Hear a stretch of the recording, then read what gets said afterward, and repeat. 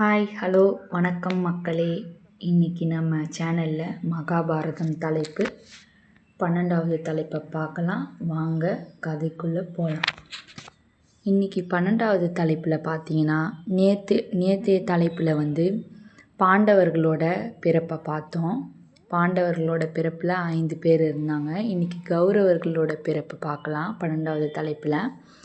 இந்த பகுதியில் திருதராஷ்டிரனோட 100 மகன்கள் பிறந்ததும் அவங்களோட அச்சுறுத்தலான சூழ்நிலை ஏற்பட்டதும் நம்ம பார்த்துட்ருக்கலாம். வாங்க. காந்தாரியும் அவளது கணவனும் பல சகுனங்கள் முனிவர்களுடனானும் தங்கள் விவேகம் என எல்லாவற்றையும் புறம் தள்ளிவிட்டு பாம்பு விழிகளுடன் பிறந்த தங்களின் மூத்த மகன் துரியோதனை தியாகம் செய்ய மறுக்கிறாங்க. இன்னும் கதை இருக்குது, வாங்க உள்ளே போய் பார்க்கலாம். திருதராஷ்டிரனுக்கு இயற்கையாகவே பார்வை இல்லை.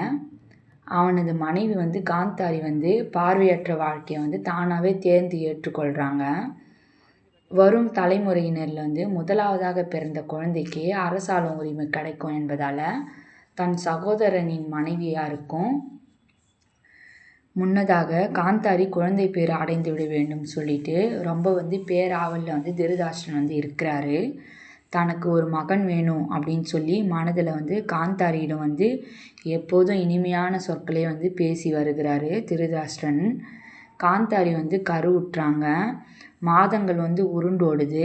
9, 10, 11. ஆனால் இன்னும் குழந்தை அவங்களுக்கு பிறக்கவே இல்லை.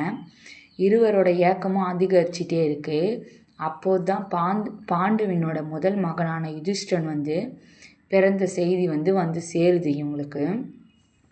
காந்தாரியும் திருதராஷ்டிரனுக்கும் மனசோர்வு அடைகிறாங்க. ரொம்ப துர்சகுணங்களையே அணிவகுத்த பிறப்பு பற்றி இந்த கீழே பார்க்கலாம். முதலாவதாக பிறந்ததால் இயல்பாகவே அரசனாக தகுதியை யுதிஷ்டிரன் பெறுவான். 11 மாதம் முடிந்து 12 மாதம் ஆன பின்பும் காந்தாரியின் கருவில் இருக்க குழந்தை பிறக்கவே இல்லையா. என்ன இது, உயிரோடு தான் இருக்கிறதா, மனிதன்தானா அல்லது வேறு ஏதாவது பைசாசமா என கூவுகிறா காந்தாரி. தாங்க முடியாத விரக்தியில் தான் வயிற்றில் ஓங்கி அடிச்சிக்கிறா. அப்படியும் எதுவும் நடக்கலை. தன் பணி பெண்ணிடம் கம்பு ஒன்றை எடுத்து வர சொல்லி தான் வயிற்றில் அடிக்க சொல்கிறான். கரு கலைந்து கருப்பு நிறத்தில் ஒரு சதை பிண்டம் வெளியே வருது. அதை பார்த்தவங்கெல்லாம் பார்த்த க்ஷணமே பீதி அடைகிறாங்க. மனித தசை போலவே இல்லையே அது, ஏதோ அசுபதன்மையும் தீங்கும் அதில் இருக்கிற மாதிரி இருக்கே அப்படின்னு பேசிக்கிறாங்க. திடீரென மொத்த அஸ்தினாபுர நகரையும் திகைப்பும் மிரட்சியும் சூழ்கிறது. தொடர்ந்து எங்கிருந்தோ நரிகள் ஊளையிடும் சப்தமும், தெருவில் காட்டு மிருகங்களோட நடமாட்டமும், பகல் வேளையிலேயே அங்கும் இங்கும் அலைந்த வௌவாலும் என ஏதோ ஒரு விபரீதமாக நடக்க போகுது அப்படின்னு ஒரு உணர்வை ஏற்படுத்துதான். இதை கவனித்த சாதுக்கள்லாம் அஸ்தினாபுரம் விட்டு விலகிறாங்களாம். மக்கள் மத்தியில் இந்த தகவலாலும் தீயாக பரவுது. விதுரர் திருதராஷ்டிரனிடம் பெரும் அபாயத்தை நோக்கி நாம் செல்கிறோம் அப்படின்னு சொல்கிறாராம்.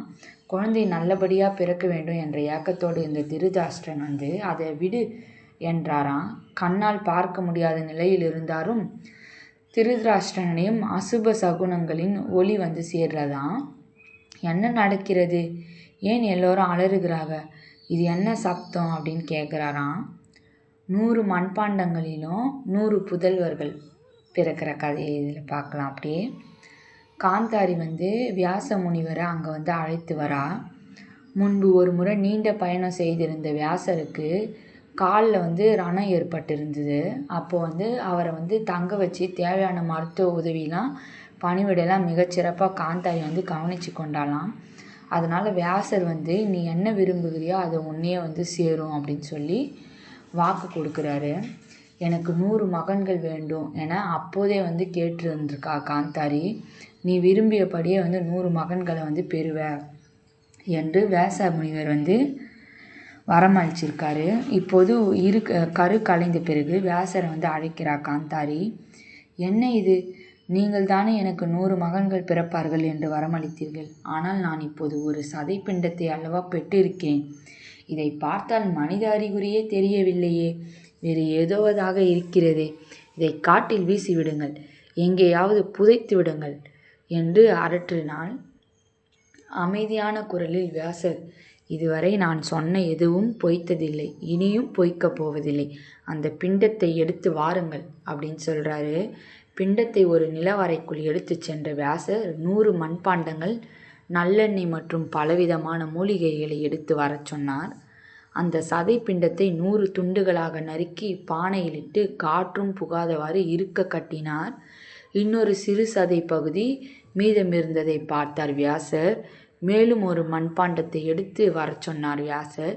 இப்போது உனக்கு 100 மகன்களும் ஒரு மகளும் பிறப்பாள் என்றவாறே அந்த சதை துணுக்கை 101வது பானையிலிட்டு இறுக்கி கட்டி மற்ற பானைகளுடன் சேர்த்து நிலவரையில் வைத்தார். இன்னும் 1 வருடம் உருண்டோடுது. காந்தாரி கர்ப்பம் 2 வருடங்கள் நீடித்ததாக கூறப்படுகிறது.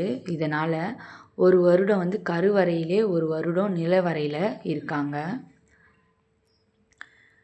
பாம்பு விழிகளுடன் பிறந்த குழந்தையை பற்றி பார்க்கலாம். 1 வருடத்துக்கு பிறகு முதல் பானை உடையுது.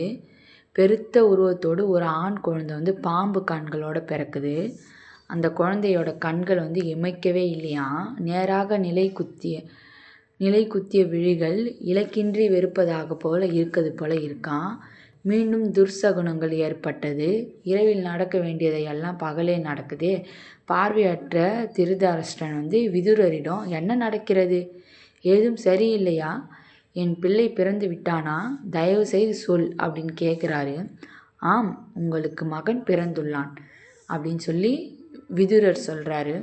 ஒவ்வொரு பானையும் மெதுவாக பொரிய துவங்கியது. எல்லா மகன்களும் வெளியே வந்தார்கள். ஒரு பானையில் இருந்து ஒரு பெண் குழந்தையும் அவர்களுடன் பிறந்தது. விதுரர், உனக்கு 100 மகன்களும் ஒரு மகளும் உள்ளனர். ஆனால் உனது முதல் பிள்ளையே நீயே கொன்றுவிடு சொல்கிறாங்க. திருதராஷ்டிரன் என்ன சொல்கிறாய், என் முதல் மகனை நானே கொல்வதா, என்ன பேசுகிறாய் நீ அப்படின்னு சொல்லி விதுரரை பார்த்து கேட்குறாரு. உன் முதல் மகனை கொன்றால் உனக்கு, உன் குரு வம்சத்திற்கு, மனித குலத்திற்கும் என எல்லா வகையிலும் நீ மிக பெரும் நன்மையை செய்கிறாய். அப்போது உனக்கு 99 மகன்களும் ஒரு மகளுமாக 100 பிள்ளைகள் இருப்பார்கள். இந்த முதல் பிள்ளை மட்டும் இல்லை என்றால் அவர்களால் எந்த பிரச்சனையும் வராது. ஆனால் முதல் பிள்ளையுடன் சேர்ந்தால் அனைவரும் இந்த உலகையே அழிப்பவர்களாக ஆவார்கள் அப்படின்னு சொல்லிடுறாரு. ஒதுக்கி தள்ளப்பட்ட சகுனங்கள். அதே நேரத்தில் காந்தாரி முதல்ல பிறந்த தங்களோட புதல்வன் துரியோதனை அள்ளி எடுக்கிறா. இந்த சகுனங்கள் எதையும் அவள் கேட்கவும் இல்லை, உணரவும் இல்லை. தனது முதல் பிள்ளையாச்சே, அதுவும் ஆஜனுபாகுவான உருவுடன் ஒரு பிறந்து விட்டானே என்ற ஒரு பெரும் மகிழ்ச்சியில் ஆழ்ந்திருந்தா. குழந்தையை போஷாக்காக வளர்க்க வேண்டும் என்ற ஒரு ஆவலோட காந்தாரி மனதில் அலமோதி கொண்டே இருக்கு. விதுரர் துரியோதனின் பெற்றோரிடம் பேச துவங்குறாரு. ஒரு குடும்பத்தில் நலனுக்காக ஒரு தனி மனித தியாகம் செய்யலாம், ஒரு கிராமத்தோட நலனுக்காக ஒரு குடும்பத்தை தியாகம் செய்யலாம், ஒரு தேசத்தோட நலனுக்காக ஒரு கிராமத்தையே தியாகம் செய்யலாம். ஆனால் அழிவற்ற ஆன்மாவுக்காக இந்த உலகையே கூட தியாகம் செய்யலாம். விவேகம் உள்ளவர்கள் எப்போதும் அறிவுறுத்தியே வந்திருக்கிறாங்க. இதெல்லாம் தொடர்ந்து என் சகோதரனே, மனித குலத்தில் ஆன்மாவை கரைப்படுத்தி சீரழிக்க நரகத்தின் பிரதிநிதியாக இந்த பயங்கரம் உனக்கு குழந்தையாக பிறந்திருக்கிறது. இதை இப்போதே கொன்றுவிடு. இவன் ஒருவன் இல்லாமல் உனது மற்ற குழந்தைகள் எந்த அபாயமும் விளைவிக்க மாட்டார்கள். உன் வாரிசாக 99 இளவரசர்களும் ஒரு இளவரசியுமாக எப்படியும் 100 ராஜ வம்சத்தினர் இருப்பார்கள். ஆனால் இந்த மூத்த பிள்ளையை மட்டும் நீ உயிருடன் விடக்கூடாது அப்படின்னு சொல்கிறாராம். ஆனால் திருதராஷ்டிரனுக்கோ தன் இரத்தத்தின் மீதும் சதையின் மீதும் ஏற்பட்டிருந்த பாசம் அவனது விவேகத்தை விட பெரியதாக இருக்குது. எனவே துரியோதனன் தன் 100 உடன்பிறப்புகளுடன் ஹஸ்தினாபுரம் அரண்மனையில் வளர துவங்குறான். அதே நேரத்தில் அங்கே காட்டுக்குள்ளே பாண்டவ சகோதரர்கள் வளர்ந்துட்டு இருக்காங்க. அவ்வளோதான் நண்பர்களே, இன்றைக்கி 12வது தலைப்பு. நிறைவடைஞ்சிருச்சு. நாளைக்கு 13வது தலைப்பு இதோட தொடர்ச்சியாக பார்க்கலாம். நம்ம @ரிபப்ளிக் சேனல் உங்களுக்கு பிடிச்சிருந்தா லைக் பண்ணுங்கள், ஷேர் பண்ணுங்கள், சப்ஸ்கிரைப் பண்ணுங்கள், கூடவே கமெண்ட் பண்ணுங்கள் மக்களே. நன்றி, வணக்கம்.